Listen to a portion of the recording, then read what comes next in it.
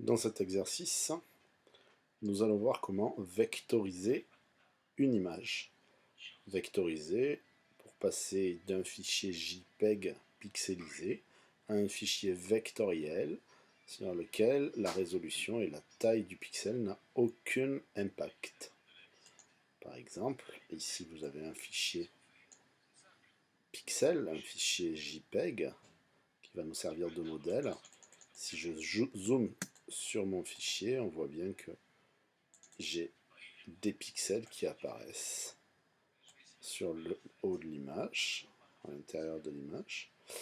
Si je fais la même chose sur le fichier vectoriel, on voit bien que mon image n'est absolument pas impactée par la résolution et je peux zoomer à plus de 2400%. On voit qu'il n'y a aucun pixel qui crée l'image. Pour cela, nous allons donc utiliser le logiciel Illustrator que nous allons créer avec une base de 10 sur 10. Donc nous allons créer le fichier Illustrator, fichier nouveau, toujours à destination de l'impression, 10 sur 10, donc 10 cm,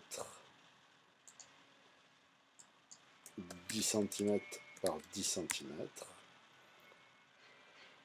Fond perdu, je ne vais pas mettre de fond perdu pour aujourd'hui, je crée simplement et j'ai un premier élément qui apparaît. Je vais maintenant importer mon image. Pour débuter la vectorisation, nous allons d'abord importer l'image et nous en servir comme modèle. Vous avez le dossier de votre image qui s'appelle modèle à vectoriser, dans lequel vous allez trouver l'image qui s'appelle kitty.jpg que nous allons emmener sur Illustrator. Je fais donc fichier, importer, kitty. Je vais lier mon image au fichier et je vais surtout la mettre comme un modèle. J'affiche les options d'importation et je valide.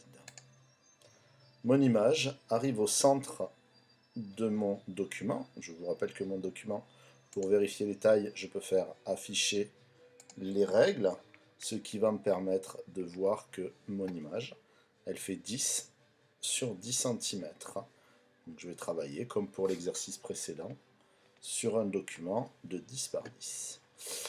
Mon image est arrivée avec une légère opacité, puisque si je regarde l'original, on voit bien que le modèle est beaucoup plus contrasté, hein. Il y a du noir, du bleu, et ici, on voit bien que nos couleurs ont été légèrement atténuées, ce qui va nous permettre de suivre facilement les contours.